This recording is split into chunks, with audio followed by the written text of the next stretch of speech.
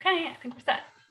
All right, everyone, welcome so much to another day of Career Week. It is day 4, and today we are going to be talking about interviewing, and not just interviewing maybe in general, but about the behavioral interview. That is the most common style of interviewing that you're going to have no matter which industry that you're applying to. You'll probably have a behavioral interview at some point.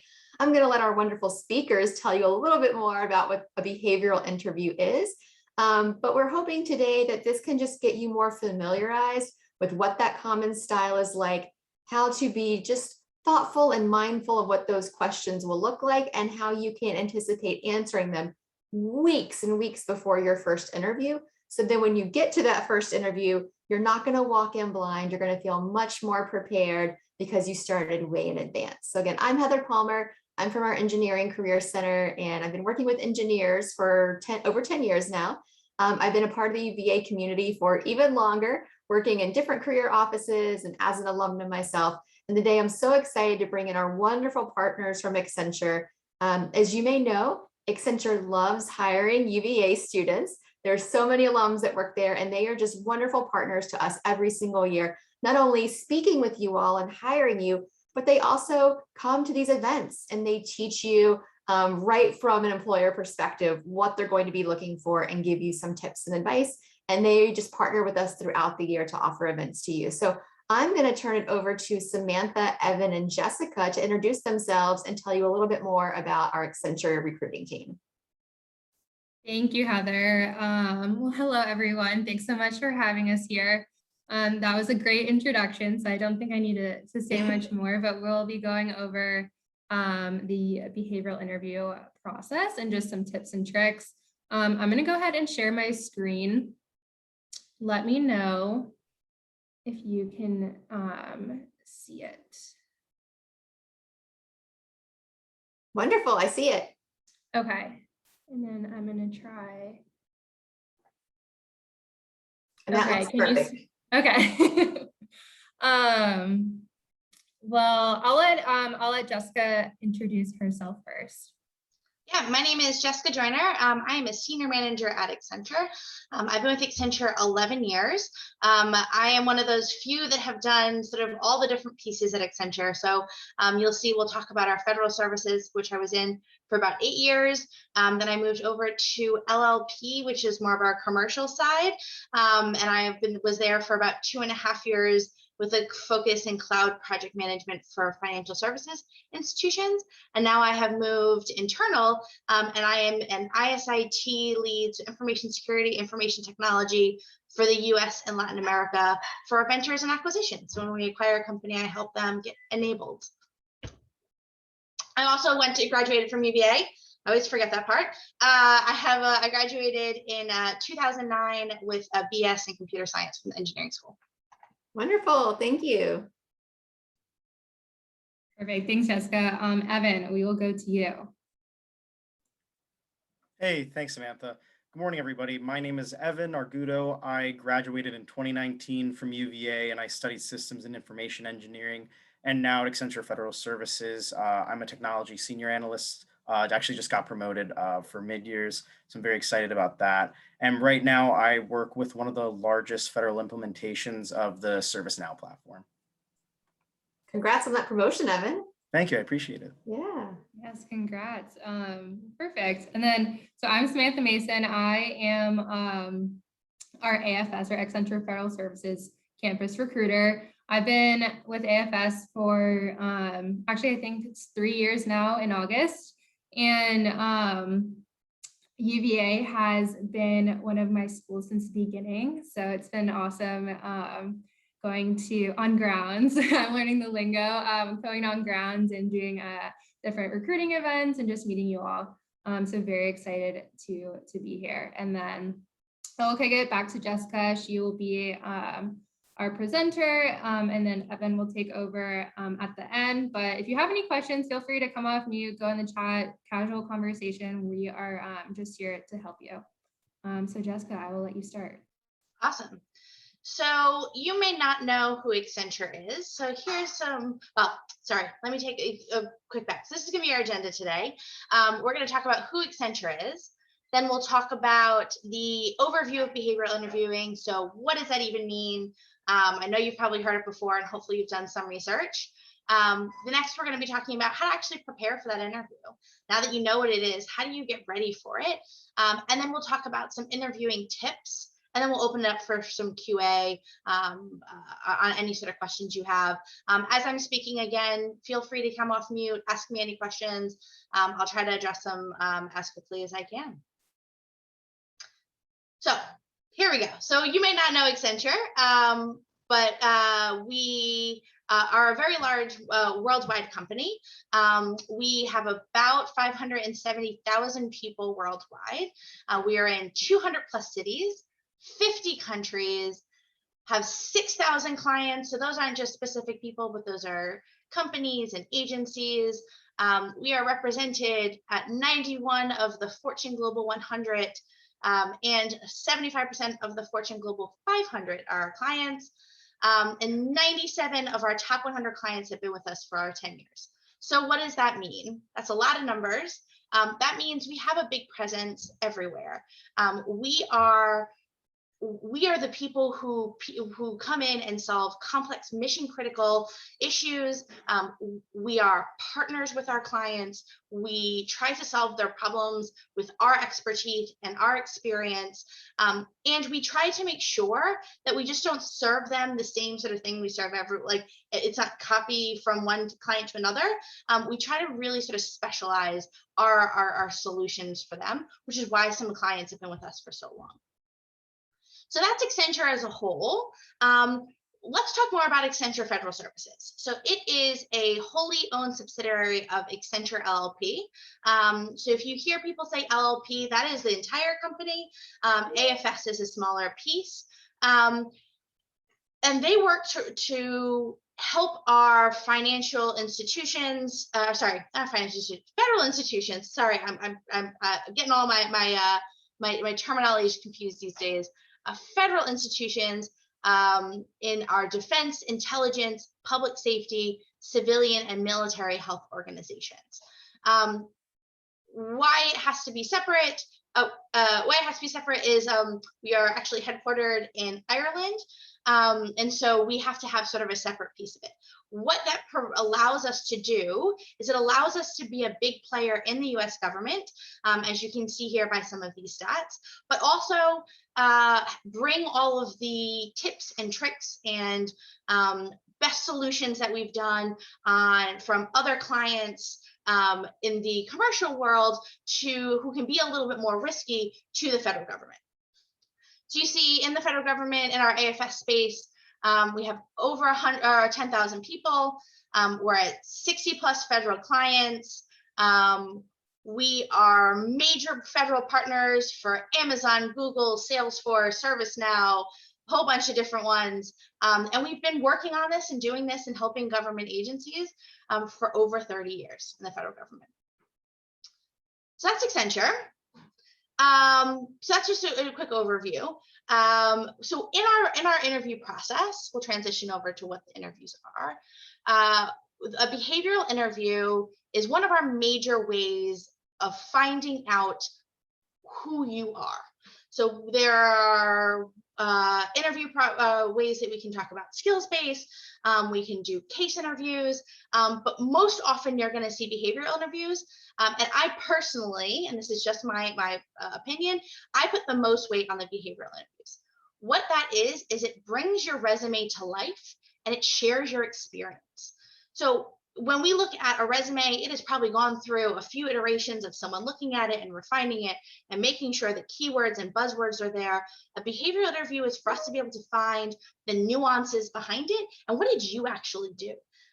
It provides us a more well-rounded impression of you other than just the words you can fit on 1 or 2 pages. You'll see this often done where questions that start with, tell me about a time, or it's a way for us to ask about, sort of give me sort of an example where, and those are places where you can share your experience, background, and personal goals. For the next slide.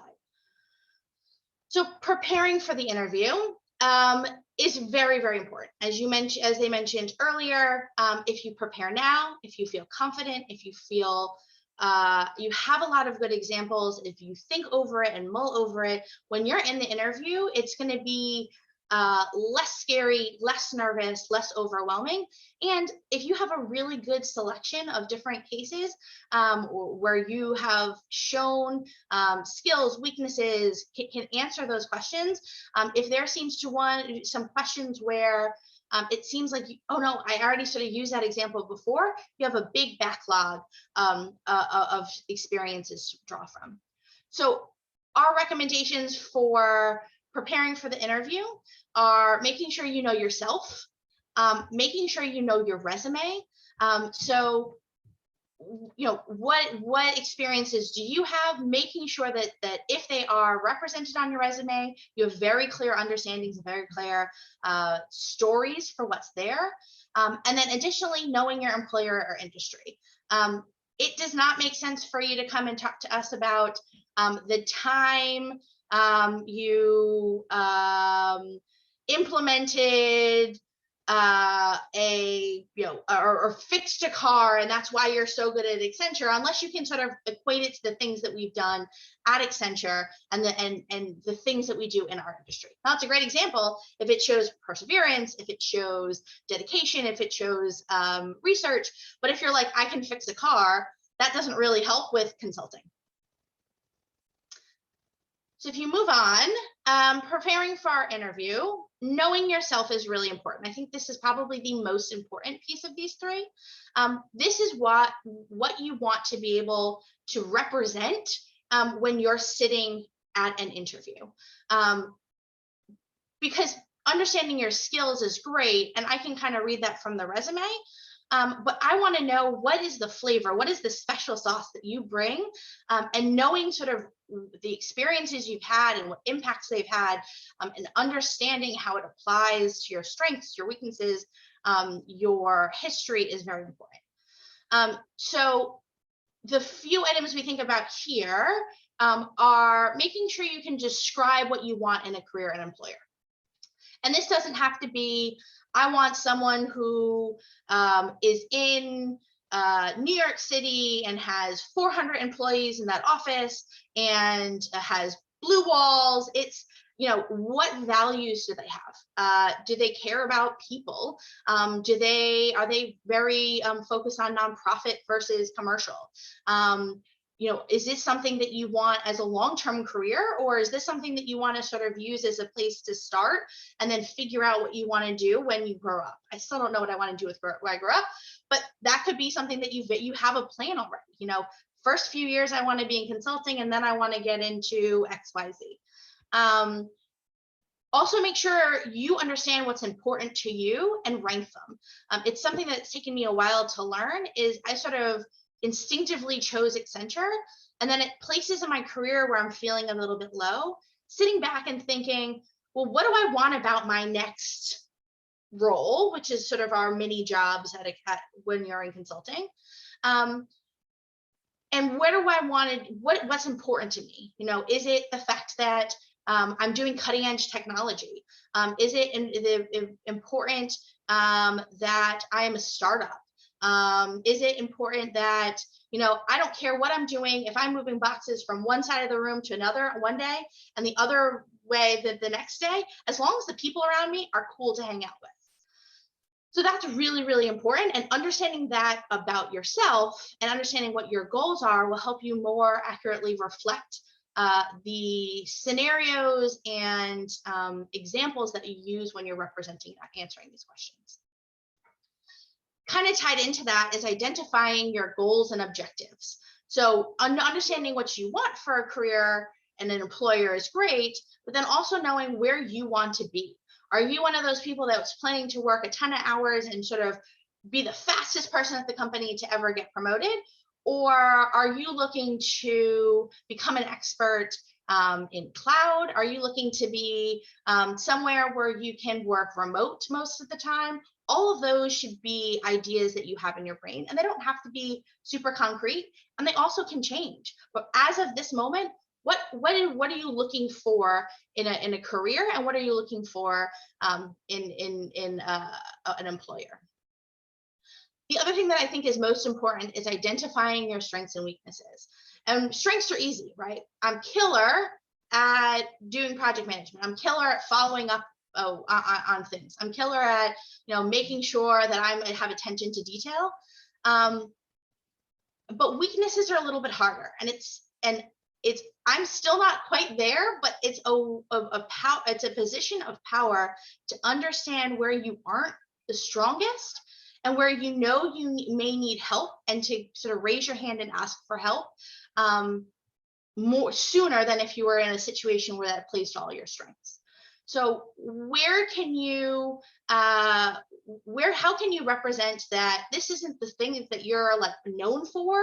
If you had like 10 words to describe you, it's not one of those 10, but that it's still something that that you're continually working on. And the best position that I can recommend from here is that you identify your weaknesses, and then identify how you've improved them, or what you're planning on do if you join that company, on helping improve them, or helping sort of resolve any sort of issues they think you have. The biggest red flag for me is when someone comes into interview and tells me they have no weaknesses, because that I don't believe is true ever. And then the last item here is be prepared to discuss areas for development and a solutionary management. So I kind of sort of hit on that as well. What have you been doing? What can you do? Where would you like to sort of grow?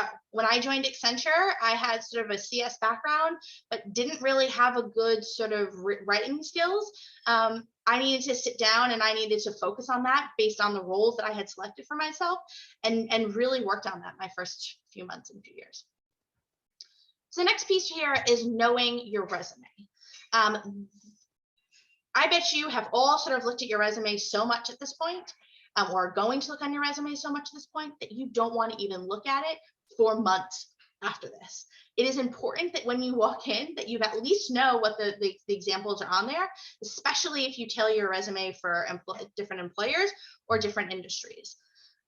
When I say, hi, I see sort of you are the chair of this organization, it should be an instant, yes, I was, and this is what I did. What we're looking for is the impacts that you have, what you did, what your responsibility is, and I want to see passion, right? Are you doing it just because it's a good tick box on your resume? Or is this something that even if no one knew you did, if you did it anonymously, that you would still love and still enjoy? And if you need to adjust your resume to make sure that passion comes through, even if it's not the most impressive thing, but it's the most passionate thing, that would be something that I would recommend you do. So again, if it's on your resume, prepare to be comfortable explaining what you did. So it's been a while since I've been at UVA, and there's 1,000 different things that people are doing, much more impressive than when I was there. But I want to know sort of, what is that thing? Like the 3 words that describe a group could be something that has the impact to 10 people at your dorm, or it could be across the entire community, and it could be a major factor for the people in the community, or the people at UVA.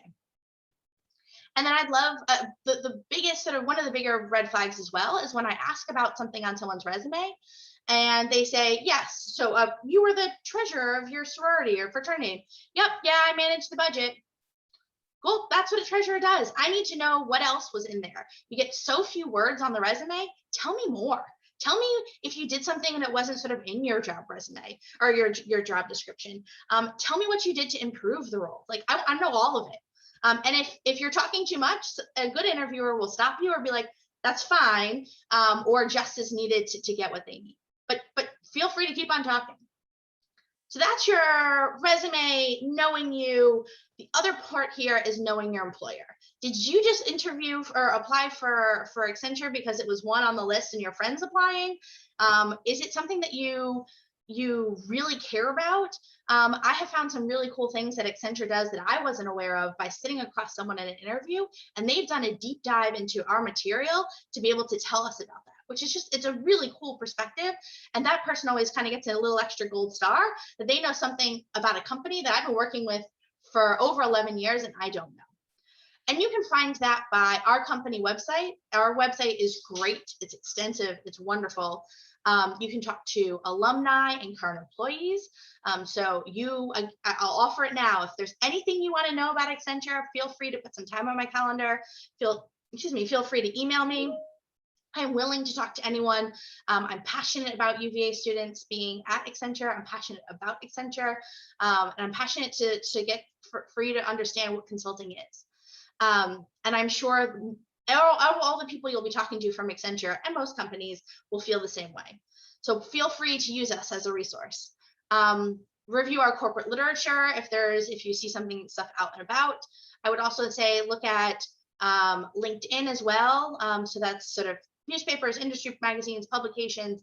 LinkedIn's a big one. It's one of the things we're focused on, and how do we put our name out there, and how do we sort of communicate the important things in maybe areas that newer generations may not have access to. So great that we're in magazines, but people are going to LinkedIn and some of those social sites for information about our company. Office of Career Services. They are exceptional resources. They're amazing and wonderful, and we've been working with them for many, many years. They're probably very, very familiar with Accenture. I know they're very, very familiar with Accenture and can help guide you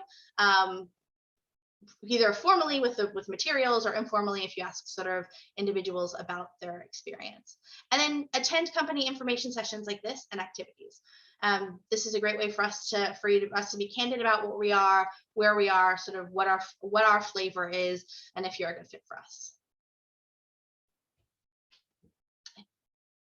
So what do we look for? And I've kind of hit on a lot of these, so I'm just gonna sort of review some of the items here. And this will be different for most interviewers. There's a different sort of metric for all of us. So it's good if you can kind of read who the interviewer is.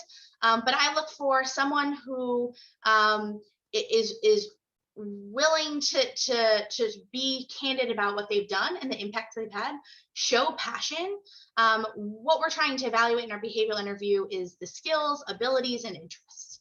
So, and less like, Pega, or how to code, or how to do financial, balance sheets. I want to know, what skills have you done in terms of like presenting to people, or communicating to people, or problem solving, issue resolution. Those things are really, really important. And so when we ask these questions, we're asking for you to show us ways that you've grown and changed and learned by both your successes and your failures. There are very often questions where we ask about a time where you failed and what you learned from it. And sometimes some really big fails have taught me some really, really important lessons. Obviously, we want to know about if you're interested in our company and industry. Asking what is consulting, or what do you think consulting is can be a stumper, and I don't know why. And we also want to make sure you're a well-rounded candidate. We want to make sure if you join Accenture, or if you're going to be here, you don't see everything as a nail if you have a hammer. We want to make sure that as we are dynamic about providing solutions to our clients, you're dynamic in providing answers to the questions we ask you or tasks we give you. And then the ability to creatively and analytically solve problems. So I kind of covered that one as well. And that is all I have. I mean, is there any questions? As before I switch it over to Evan, any quick questions here? Before I switch it over to Evan for him to talk about what an interview is like. Yeah, everyone, feel free to take yourselves off of mute, or to also drop questions in the chat if you're more comfortable with that. And thank you for everything so far, Jessica. This is, again, like you said, definitely the most common style of interviewing. And I've actually seen, I think, because you said you should know yourself, I think because a lot of folks feel like, oh, well, I know myself, or, oh, I know my resume, like I'm looking at it, I created it. But you're right, unless you've thought back to what were the pain points in this project? What did I individually do? How did we solve that problem that we were really stuck on? Unless you go back and really revisit and reflect, you're usually not as ready for the interview as you thought that you were. So it's so important to go back and take that time to actually take stock of what happened. Yeah, I think that one of the biggest things that people hiccup on when I'm asking questions is they talk about a group project where we did and we presented and we overcame. And then I ask, well, what did you do? Like, what was your responsibilities? What actions did you specifically do to get from a state of problem to a state of completion? Yes. And that always kind of gives people some hiccup of like, oh, wait, I have to actually know what I did, not just the team. We're interviewing you and not your team. Yeah, I would just say before we bring Evan on, that's one of my favorite tips. Go back and maybe just as a good starting point, look at your resume in the next week and take maybe one experience that's on there a day and just take like 5 to 10 minutes to brainstorm and reflect back on what happened in that experience, different conversations, problem solving, and then jot that down in maybe like a master copy of your resume so those details are fresh and you'll always remember them. And I like to encourage people to go back in every project and say, what was the best thing that happened during this experience and what was the most challenging thing? Because those two things probably aren't on your resume, but they might be part of the story that you're telling. I do see one question. So thank you for taking the time to present to us. Are there any tips you can provide on how to show you're a good fit for a company's culture during the behavioral interview? I would say, if you know what the company's culture is, referencing that as you're sort of focused on your questions. So at Accenture, you'll constantly hear people talking about the people are the best, the fact that we're a part as a team. So if you're talking about, I was on this project, I had this, this really difficult thing, we were having a difficulty, but you know what, I had a really good team that I really, really liked. I know that's something that matches at Accenture, and I'm excited to use that. This was such a good experience for me, and I can see that reflected at the company. So use an experience that you had and why it's important to you, and show that that's something that we value at Accenture or value at the company you want, and that you've already looked into it. Mm-hmm. Great, perfect. Thank you so much, Jessica, and thank you, Jack, for asking. Yeah, thanks, Jack. Oh, hi, this is Francis. Jessica, your presentation has been so amazing, and thank you for all that you've shared. I love that you'd mentioned that it may be okay for students to reach out to you.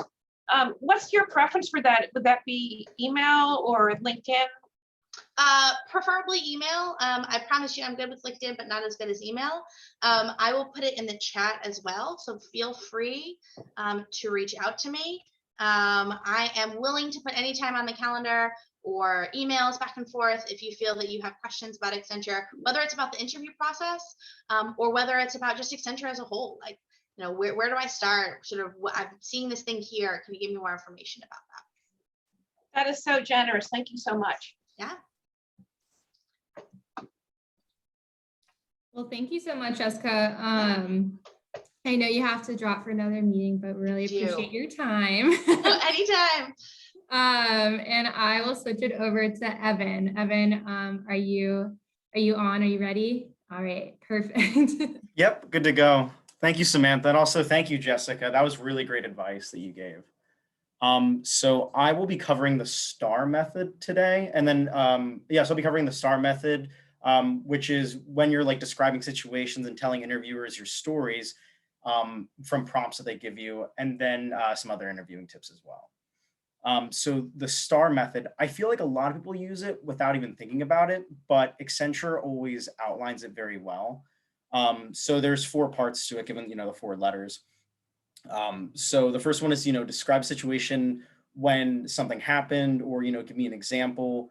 And once you kind of lay the foundation for your story with the situation, then you have to, define the task. And, it's what specifically did you do? Where did it take place? Just kind of like the who, what, when, where, why kind of information, and how you're going to go about it. As for the result, for the action, I almost went out of order, my bad. For the action, it was what was the outcome? Like, what did you do? What did you learn? How did you handle it? And then the result was what happened next, then what, or just how did it impact you positively? If anybody has any questions before I go on and I give this example as well as one of my own personal examples, feel free to throw them in the chat, or you can go off mute.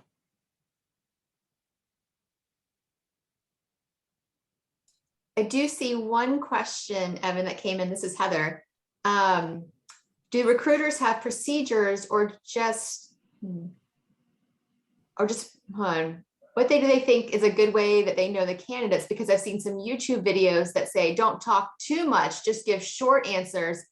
So I guess, yeah, what's the balance between giving enough information, giving way too much information? Will the interviewer ask follow-up questions, or should the interviewee provide more information up front?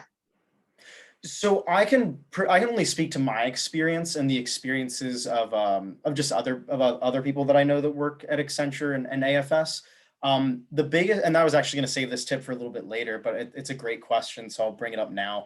Definitely make it a conversation. I've learned, like I've talked to both interviewees and interviewers, and they love it when it's a conversation. Not only will they enjoy your company and it'll kind of break up the monotony of the day, but it'll also just help you stand out in their memory. I actually, when I did my interview, I did it out in Cleveland, Ohio. I was at a convention for the Society for Hispanic Professional Engineers at UVA, and we flew out there as a group. And after my interview and everything, the day we were flying back, because I was interviewing with AFS and not just Accenture, like the commercial side, I actually ran into the recruiter that I talked to, and then my behavioral interviewer for the first round. And they were there, and they're like, "Oh, it's Evan," and they recognized me, and they're like talking to me about my different stories that I'd shared with them, and that speaks mounds to Accenture and AFS culture, but in my opinion, but that also kind of like speaks to how if you make it a conversation and you make it like almost kind of fun in a sense, then yeah, not only will they enjoy it, but it also it like helps you stand out a little bit. Yeah, I heard two things in there, like just again, highlighting Accenture culture and how people, are the best. And so them just creating that relationship with you and remembering you, but also the fact that you were memorable and you had definitely made a strong impression by making it conversational. So I think that's two things that I would want folks to take away.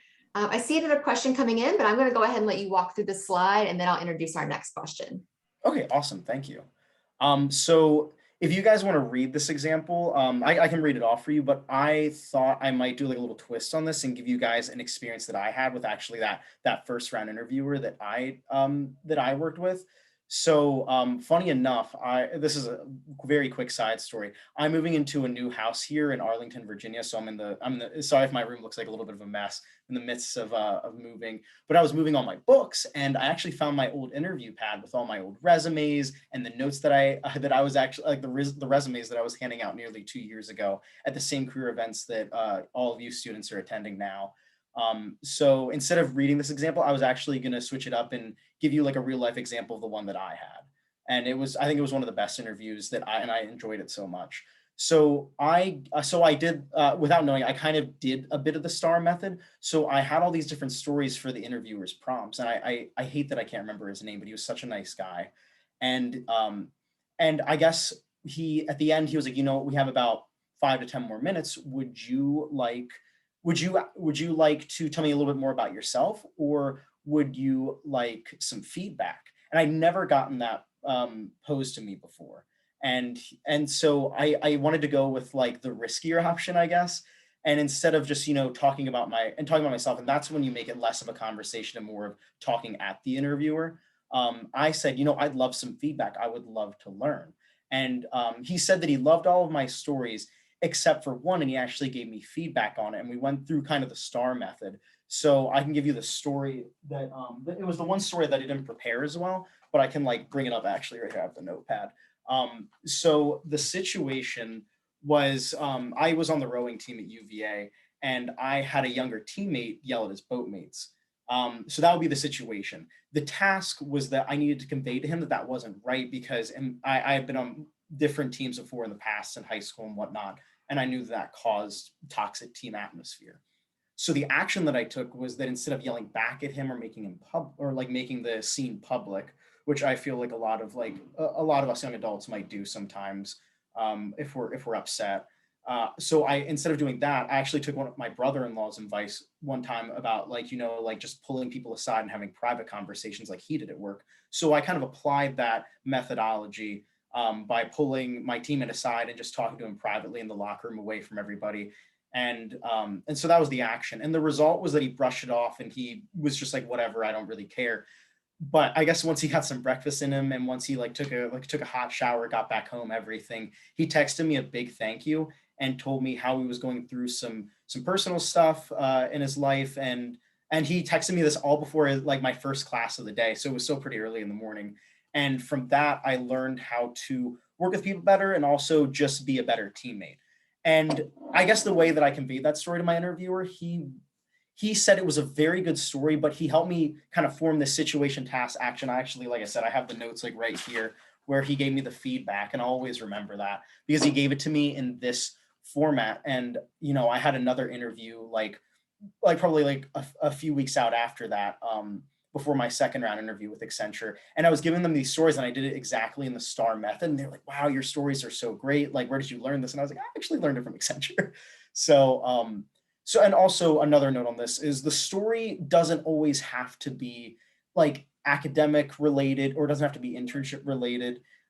In my opinion, it's the story that kind of shows how you can handle a situation responsively and how you were positively impacted by a situation. So for this, I used another facet of my life that wasn't academic. It was athletics. So you can pull from different parts of your life, and you can always apply the STAR method to it. So what I did, like I said, even before I interviewed with Accenture that day, I actually always had stories written down that were kind of almost like blanket stories.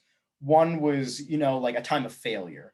I think I did athletics for that too. Handling a person that was, again, that was this story, the one that I didn't do so well on. That was also athletics. I had a difficult project that was for my internship.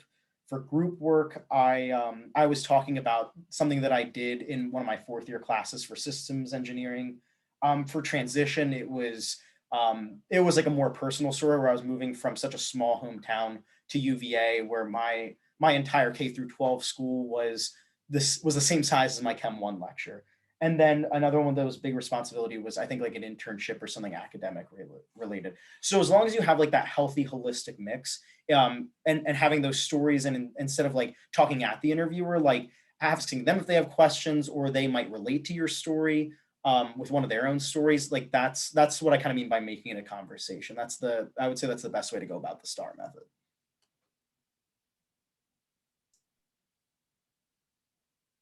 Great, Evan. If you don't mind, I might jump in now with that other question. Now that you've gone through STAR, and again, we talk with students all the time about STAR, so I really appreciate you actually sharing an example so folks could look at that. When an interviewer starts with, "Tell me about yourself," it can seem like I'm talking at them for a few minutes to give a background. Should this be more conversational, or is this an okay time to talk rather than converse? I would say in the very beginning, when you're giving your elevator pitch and you're just kind of explaining yourself, that would be okay. I feel like, in my opinion, you wouldn't be, that's not when you're talking at them. That's you giving them a very quick rundown of yourself as an interviewee. Perfect. How long do you think, I mean, if there's a rough time frame, how long do you think that "tell me about yourself" response should last, or what's a good time frame? I wouldn't go any more than a couple minutes, just because you want to have time to get those prompts from the interviewer and again start that conversation. But yeah, I would say an elevator pitch, I was always told it should be around 30 seconds. And then if they have some follow-up questions, that's when you kind of delve in and give them more details. Perfect. Yeah, I think sometimes that "tell me about yourself," it can be in that couple minute range, and then they might actually have questions for you to dive into that before they actually get to their set of questions. Perfect. All right, Evan, I'll let you go ahead and continue here. No other questions for the moment.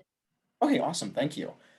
So for some interviewing tips, kind of like I was saying before, at least what I did when I was both when I was familiar with the STAR method and when I was kind of new to it, is think about your answers. So, the 10 seconds of silence is better than, those 5 minutes of unstructured rambling. And you want to make sure that you enunciate, speak clearly, slowly. Communication skills in interviews are crucial to the process and to the consulting world as well. So definitely put some thought into your answers before the interview and even during the interview. It's okay to take that time to really think about it, because what you say, because it's such a short amount of time. You have such a limited amount of time to make that impact. Speaking, this is something I actually had to learn in interviews as well. Speaking to the I and not the we. Even though you can explain a situation where your team or your group did something, or your floor at an office, whether it's like an internship or a job, make sure you talk about what your specific accomplishments were, because you're not here to hire the group, you're here to get yourself hired, kind of deal. For the logistics prep, I definitely recommend like doing a trial of the video and audio if virtual. So, and just knowing the different traffic patterns, if and just like parking in person, definitely like figuring those out beforehand is, it will make your day go a lot smoother, and you'll be less stressed when you go into the interview. Uh, for research, I always did this at the bare minimum, like an hour before an interview, depending on the situation and the event. Definitely know a little bit about the company that you're applying for, because if somebody asks, I know people at Accenture ask me what intrigues you about Accenture, and my answer was always about the diversity and the inclusion of the company. It's just kind of knowing even the surface level policies and the goals of that company, and kind of the atmosphere or culture feel that you get when you're interviewing.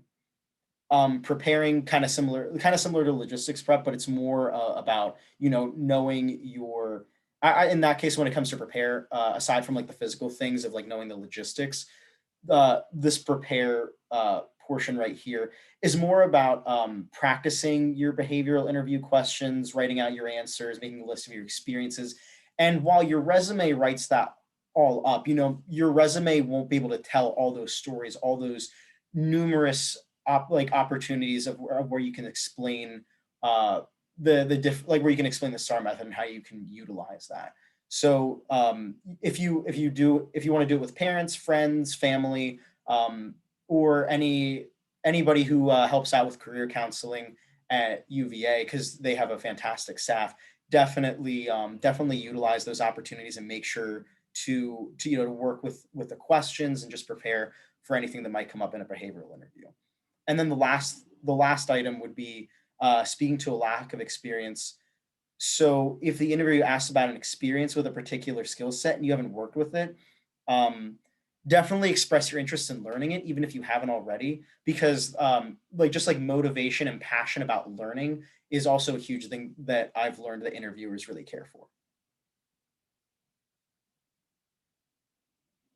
Any questions before I continue?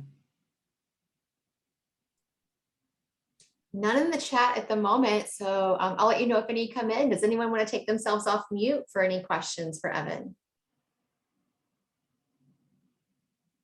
All right, Evan, let's carry on. Okay, awesome. Thank you, Heather.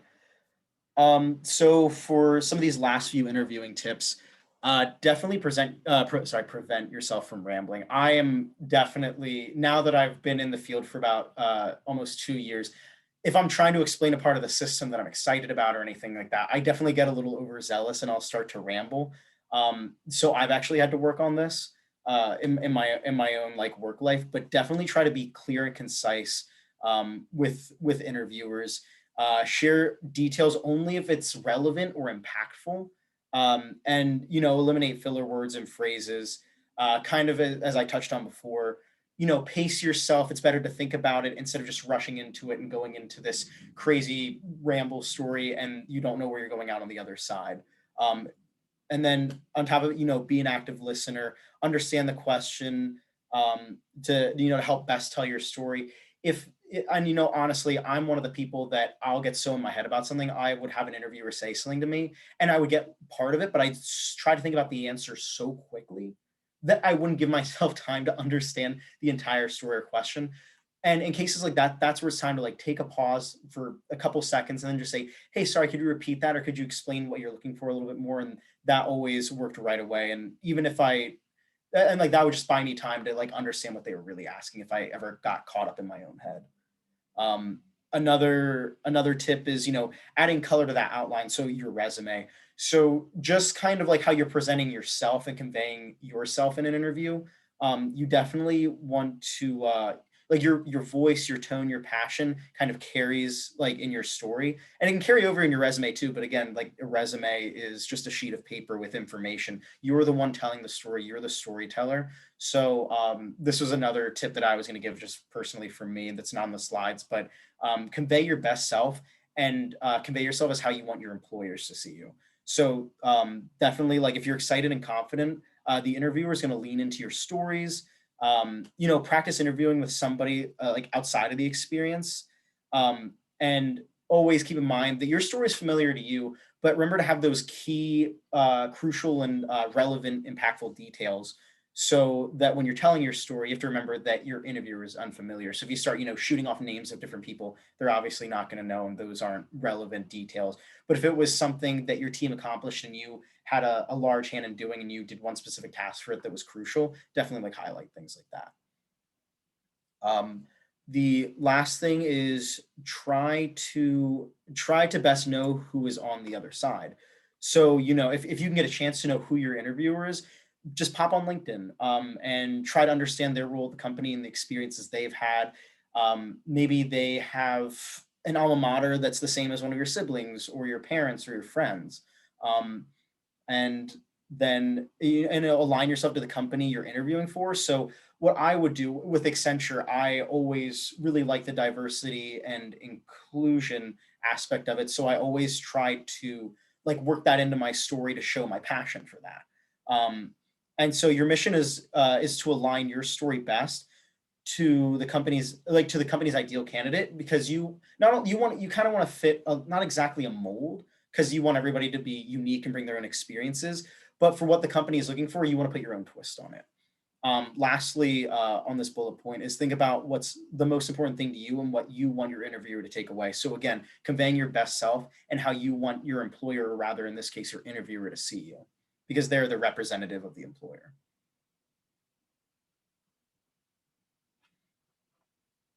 A few do's and don'ts, and I've definitely done some of the don'ts. Again, this kind of always relates back to that, like to this key idea of conveying your best self and how you want your employers to see you. Be on time, portray a positive image, use appropriate language, so verbal and nonverbal. Answer the questions, talk about you and avoid we, like we kind of like we touched on before. Summarize things. So kind of like if you have a story and you're going, and say you catch yourself, even in an interview, just say you're already starting to like ramble because you're nervous or you're excited. Definitely while you're explaining, try to find a way to like to rope that back in and do like a complete 360 and put a bow on it, for those stories. Look professional. So, just have that professional demeanor. And again, that comes with, like how you convey yourself, the language, things like that.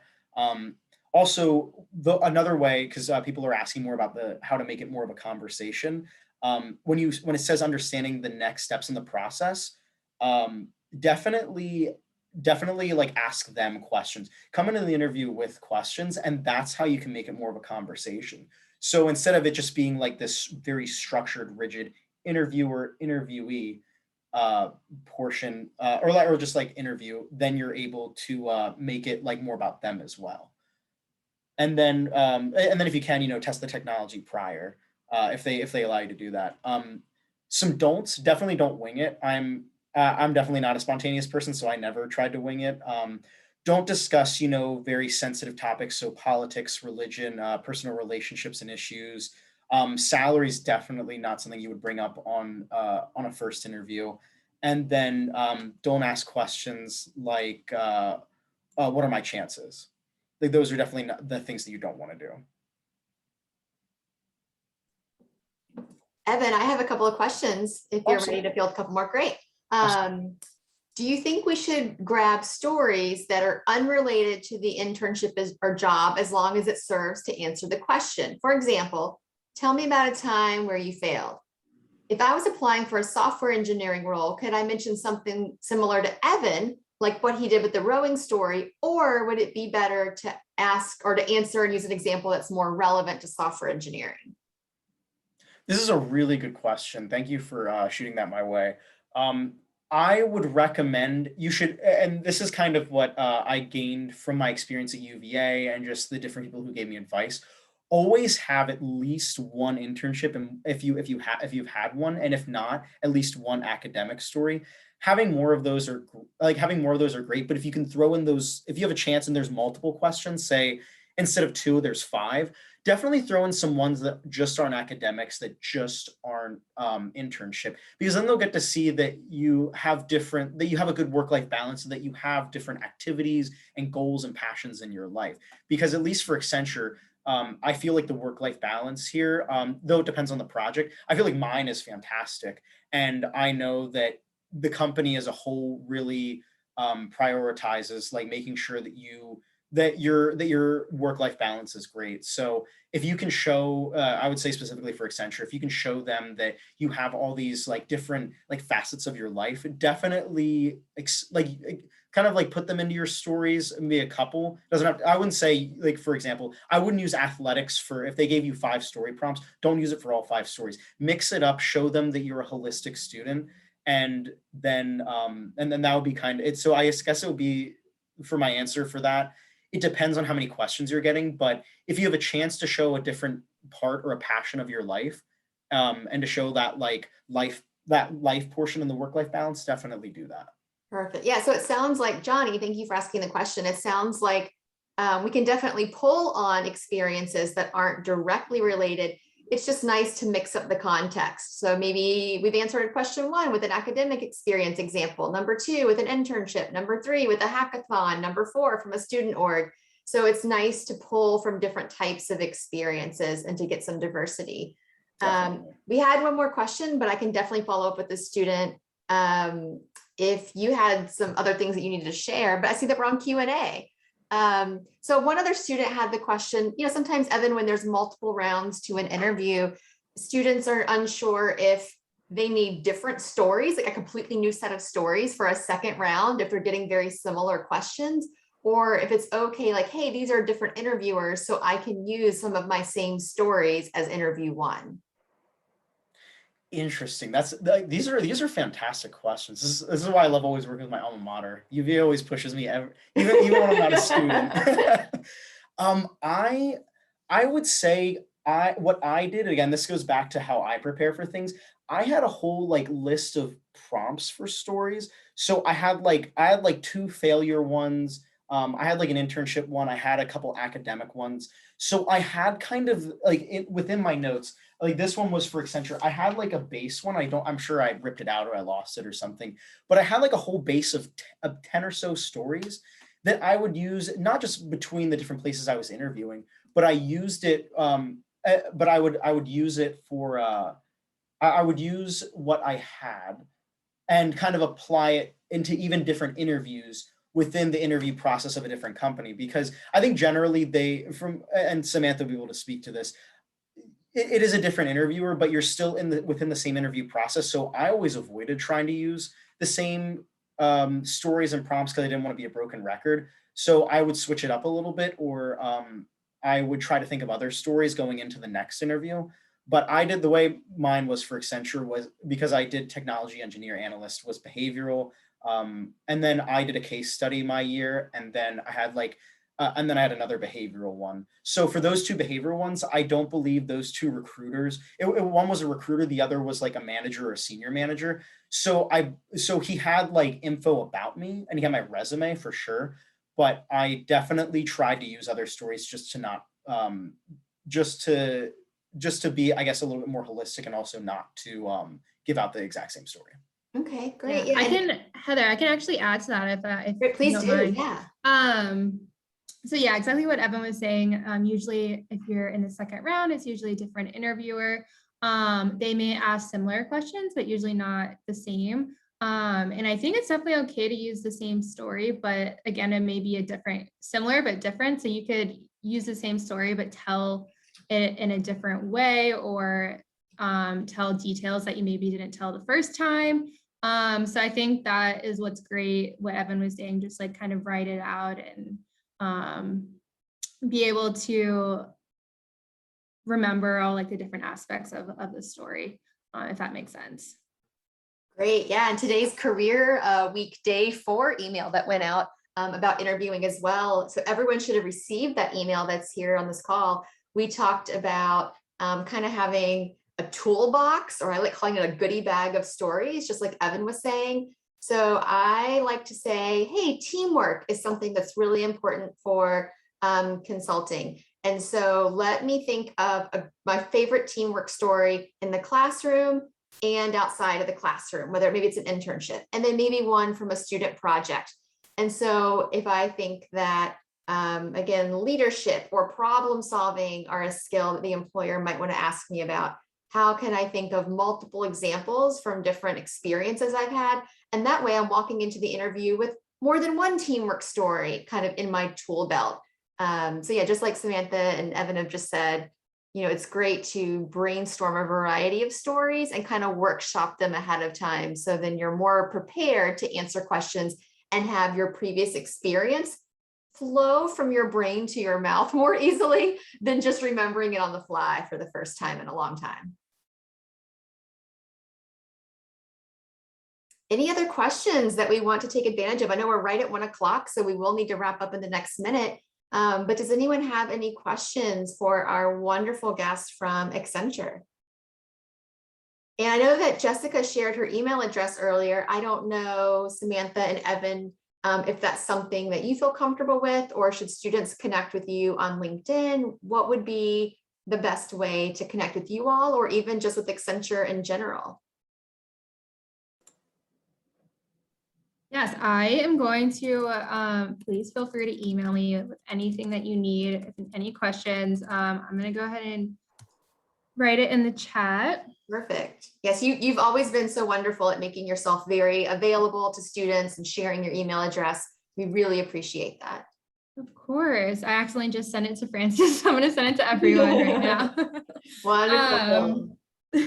But yeah, I hope this was helpful. Thank you so much, Evan. It's great to get an interviewer and interviewee perspective, I thought. So, and I hope even if you aren't interested in Accenture, this applies to other companies that you may be interested in going through a behavioral interview. Absolutely. And thank you to you, Heather, Francis, Dana, Peggy, all of the above. Thank you so much. And Evan, oh my gosh, such a great presentation. Thank you for all you shared. So helpful. We're so grateful. Yeah, and everyone take a look at the chat before we wrap up. Evan has just shared his information there as well. So I'll make sure that I save the chat so we can share those later. But if you want, go ahead and snag those. If you want to connect with Evan on LinkedIn, be sure that you add a note when you do and thank him for the wonderful presentation today and his feedback as an alum. Tomorrow, we are going to have our very last day of Career Week. We're going to have friends from CoStar joining us, and they are going to be giving you some tips and advice on how to craft your elevator pitch, something that Evan mentioned a little bit earlier today. If you're going to quickly and concisely but powerfully introduce yourself to an employer at an upcoming networking event or in the tell me about yourself question, what do you say given that short amount of time? So that's what we'll be discussing tomorrow. But thank you all for being here once again. We really appreciate it. And we will see you tomorrow, same time, same link. Bye, everyone. Thanks so much, everyone. Thank you, everybody. Evan, thank you so much. Samantha, Thank you. It was so great much. to see you.